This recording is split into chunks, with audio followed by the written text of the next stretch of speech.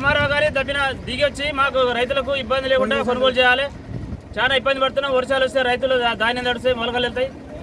ఇప్పటికే నెల రోజులు అయితే పోసి ఇంతవరకు దిక్కు లేదాడ.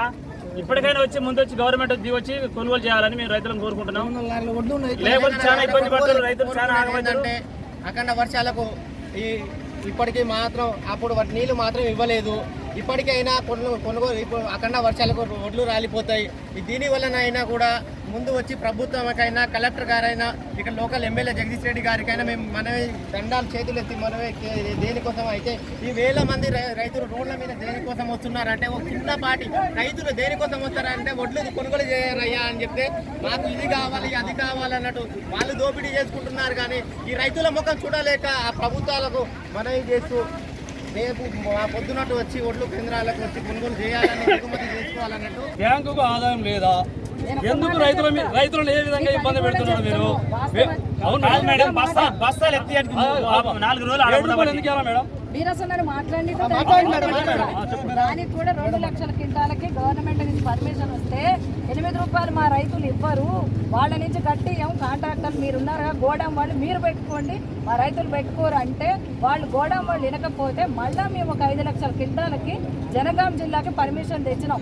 మీకు ఆ రోజు మీకు ఈ జనగాం జిల్లా కన్నా ముందు వచ్చిందే మన గోడాం దగ్గర 8 రూపాయలు అంటే వాళ్ళని కూడా బతిమలాడినాం.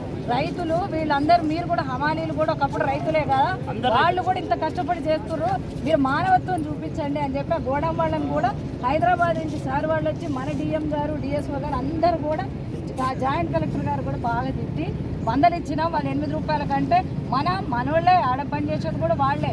మన రైతులు ఇంత చేస్తున్నారు కదా మీరు అర్థం చేసుకోండి అని నైట్ 9-10 గంటల వరకు నేను కూడా ఉన్నా భజనలోనే వెళ్ళే. కాబట్టి మళ్ళా జనగాంకు నుంచి మళ్ళీ ఒక 5 లక్షల క్వింటాలకు తెచ్చినాం. మీకు ఈ సెంటర్ కి 6,000 క్వింటాలు ఇచ్చినాం.